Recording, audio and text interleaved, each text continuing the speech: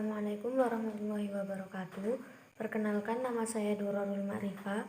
Saya berasal dari kelompok 3, akan presentasi tentang kekuasaan Inggris di Hindia Belanda untuk memenuhi tugas mata kuliah sejarah Indonesia yang diampu oleh Ibu Wafiatul Maslahah MPD. Dalam penyampaian materi di sini, saya tidak sendiri, yaitu ditemani rekan saya Titin Fitria. Saya sebagai pemateri pertama akan menjelaskan tentang latar belakang Inggris menguasai Hindia Belanda. Yang pertama, pada tahun 1579, Francis Drake berlayar ke Indonesia. Francis Drake pada tahun 1579 ini berlayar ke Indonesia yang tujuannya adalah untuk membawa pulang rempah-rempah. Dan pada pelayaran ini Francis Drake berhasil membawa pulang rempah-rempah dari Ternate. Yang kedua, tahun 1586 Thomas Cavendish kembali berlayar ke Indonesia. Tujuannya juga sama, yaitu untuk mengambil rempah-rempah lagi di Indonesia. Yang ketiga, Ratu Elizabeth I meningkatkan pelayarannya ke Indonesia. Tujuan dari Ratu Elizabeth I meningkatkan pelayarannya ke Indonesia diantaranya adalah untuk menggalakkan ekspor wool, menyaingi perdagangan Spanyol, dan mencari rempah-rempah. Yang keempat, kolonial di Indonesia dimulai pada tahun 1604. Sebenarnya sejak pertama kali Inggris tiba di Indonesia, EIC mendirikan kantor-kantor dagangnya. Di antaranya adalah Ambon, Aceh, Jayakarta, Banjar, Jepara, dan Makassar. Tetapi walaupun di Indonesia ini Inggris mendirikan kantor-kantor dagangnya, Inggris masih tidak mampu menyaingi armada barat seperti Belanda. Akhirnya Inggris memutuskan untuk memusatkan aktivitas dagangnya ke India. Dan di India ini Inggris berhasil membangun kota perdagangan seperti Madras, Kalkota, dan Mumbai. Yang kelima, pada tahun 1811 Jansen terpaksa menyerahkan kepada Inggris melalui perjanjian Tuntang. Jadi pada tahun 1811 ini Inggris secara resmi menguasai Hindia Belanda melalui perjanjian Tuntang.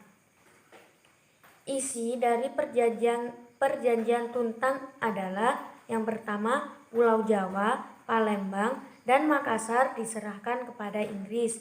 Yang kedua, semua anggota tentara Belanda ditahan. Yang ketiga, pemerintah Inggris tidak akan mengakui utang-utang yang dibuat oleh pemerintahan Perancis selama masa pemerintahan Daendels.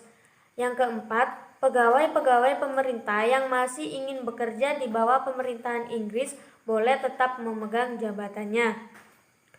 Dengan adanya perjanjian Tuntang itu, sejak saat itu Belanda tidak mempunyai kekuasaan lagi di Indonesia. Materi yang kedua adalah kebijakan Inggris di Hindia Belanda.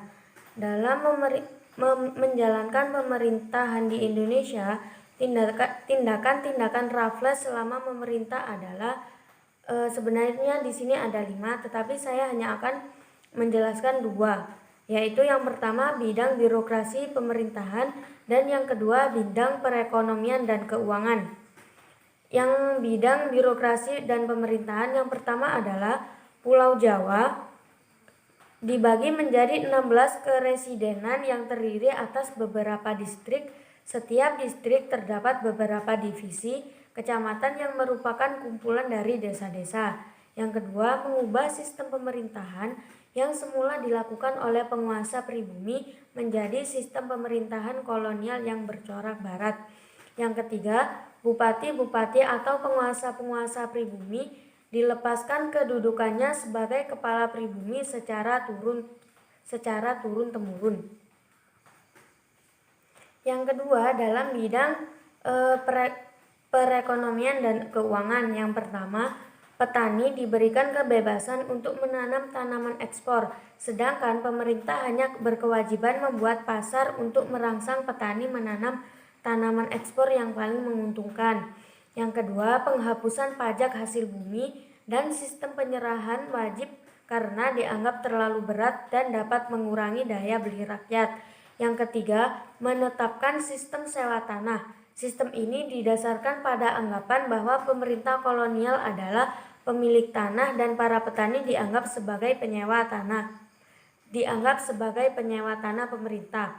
Oleh karena itu, para petani diwajibkan membayar pajak atas penggunaan tanah pemerintah. Yang keempat, pemungutan pajak pada mulanya secara perorangan. Namun, karena petugas tidak cukup, akhirnya dipungut per desa. Pajak dibayarkan kepada kolektor yang dibantu kepala desa tanpa melalui bupati. Sistem tanah sewa tersebut disebut landrent atau sewa tanah. Sistem tersebut memiliki ketentuan antara lain. Yang pertama, petani harus menyewa tanah meskipun dia adalah milik tanah tersebut. Yang kedua, harga sewa tanah tergantung kepada kondisi tanah. Yang ketiga, pembayaran sewa tanah dilakukan secara tunai. Demikian presentasi dari saya. Materi yang selanjutnya akan dilanjutkan oleh teman saya. Apabila ada kurang lebihnya saya mohon maaf. Saya akhiri. Wassalamualaikum warahmatullahi wabarakatuh. Assalamualaikum warahmatullahi wabarakatuh. Perkenalkan, nama saya Titin Fitria. Di sini saya sebagai materi kedua yang akan melanjutkan materi yang telah disampaikan oleh materi 1.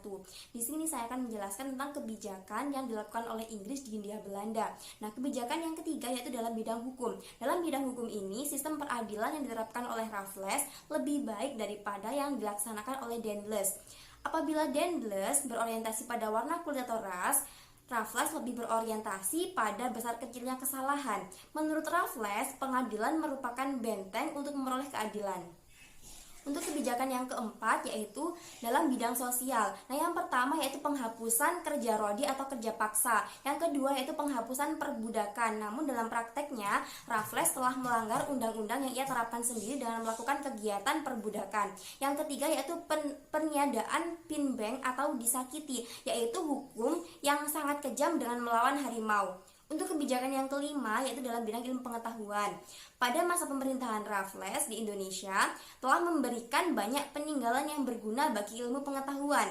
Antara lain yaitu yang pertama, ditulisnya buku berjudul History of Java.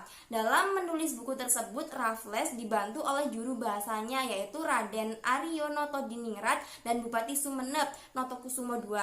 Terus yang kedua yaitu memberikan bantuan kepada John Crawford atau residen Yogyakarta untuk mengadakan penelitian yang menghasilkan buku berjudul History of the East Indian Archipelago yang diterbitkan dalam 3 jilid di Edinburgh, Skotlandia pada tahun 1820.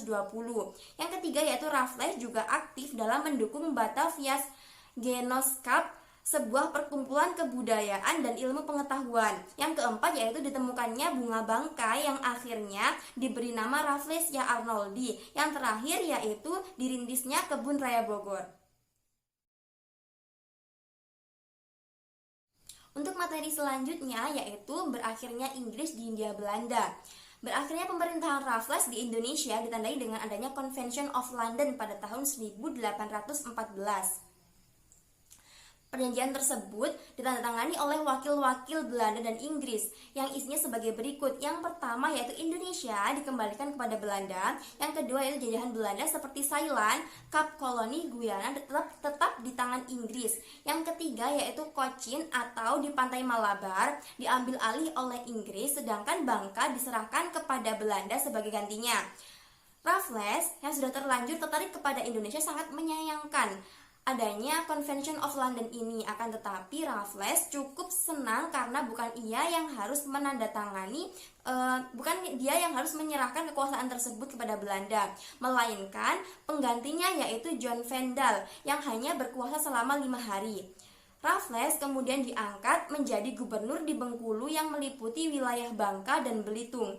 Karena pemerintahan Raffles berada di antara dua masa penjajahan Belanda, pemerintahan Inggris itu disebut sebagai masa interregnum atau masa sisipan.